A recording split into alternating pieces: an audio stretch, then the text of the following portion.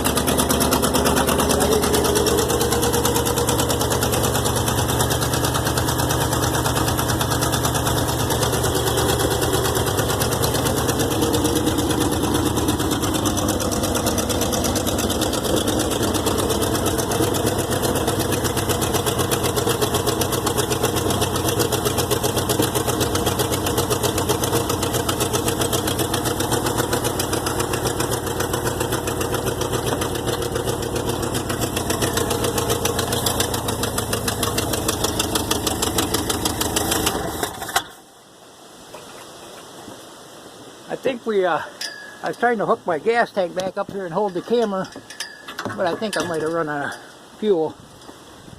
Oh, it's dripping. We got fuel now. Let's see what we can do. Yeah, I probably have to pull that carburetor off, I'm sure.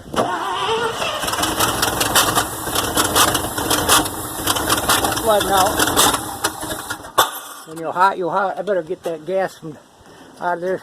We don't want to burn it up now. There is. Sorry, you're upside down. I've got some fiberglass in here. So I'm going to put this and let it set a minute. We'll try it again. She's a runner anyway. I got possibly a vacuum line on hook too. But it's dripping gas and backfiring, and I'm quite sure I got it wired right, but I can double check everything. Debbie, you see some smoke over that way? She went hiding. Yes, I got to figure out how I can lower this, and I think I'm going to pull this fiberglass off and wrap a chain so I can put a temporary bar or something here mounted or something. I can lift it up with a come along, because it's hard to do, and I did it with a backhoe, and it's kind of tricky without busting it all up. So yeah, it's a runner anyway. So I put a new starter on it a while back, and the next thing I'm going to have to do is a fuel pump.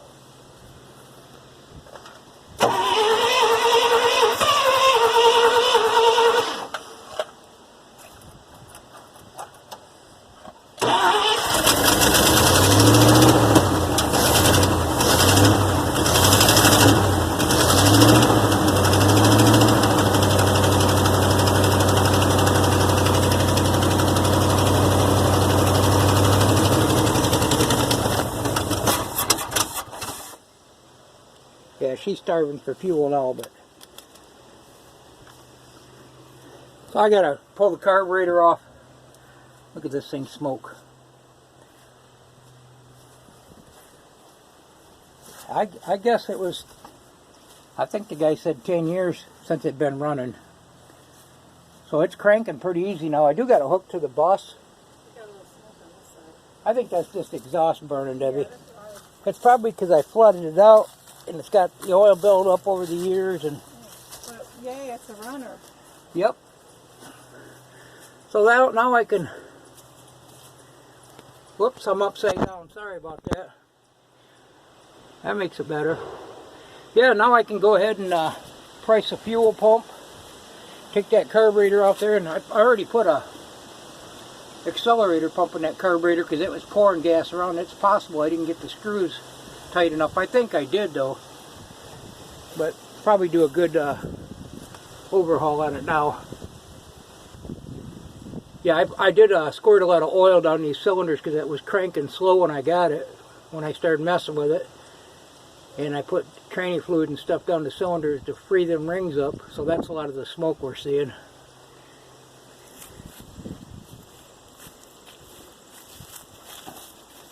So this is a 5 on the tree, which I mentioned that about every time I come out here. It just amazes me because I've never seen one before.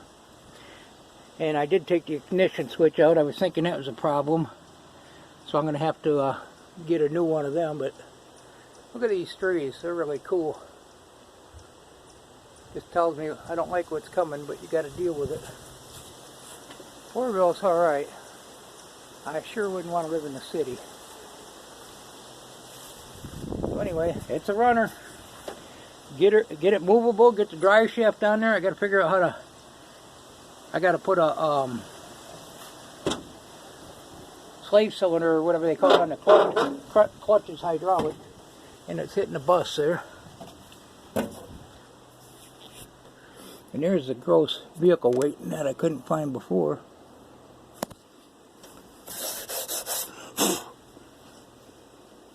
$26,000 exactly, and it's $26,001. You got to have a CDL.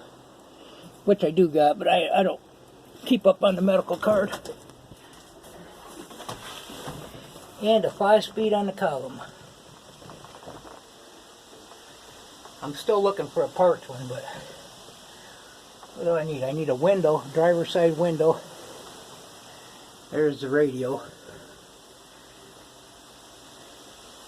There's, I believe, that's to fill the radiator. Or something, I can't remember. I got a couple. That little tank goes on there. So yeah, that made my day. And I've been wanting to get it running so I can put my battery back in my Chevy and get that. I call it downstream, close to the house, in case I want to use it. I got batteries out of it instead of putting the battery in and out. So now I know the next thing is pulling this carburetor off. I know there's a couple guys that really wanted to see this run when I first got it, and I just got so many projects and pretty slow at getting back to it, but at least I know where I stand. I think that motor is going to be a good motor. Check that carburetor out and rebuild it or whatever, and then I think I'll go ahead and check to make sure I got all my vacuum advance and everything working, which I had out yesterday. Tore that top of the distributor out of there. It was giving me a hard time. Finally I got it getting steady spark. It would get sparking, it wouldn't. So hopefully I got enough juice in this battery to put back in my truck and start it. Well, thanks for stopping by Porterville. Let's make a nice wrecker. I'm planning on making a wedge truck out of it. I've already got the winch. It's multi-purpose, so just got to get it to make it drivable. And the frame sure is solid on this thing for a 66 double framed tandem axle. The back one's an idler axle, so I don't know exactly if that's called a tandem. I think it is. Definitely gonna need some tires. And I thought about putting this motor in here, but I ain't gonna. Way too much work. This motor will be fine right here. Have a great day. Go find a project. Thumbs up, subscribe, and share. Goodbye now.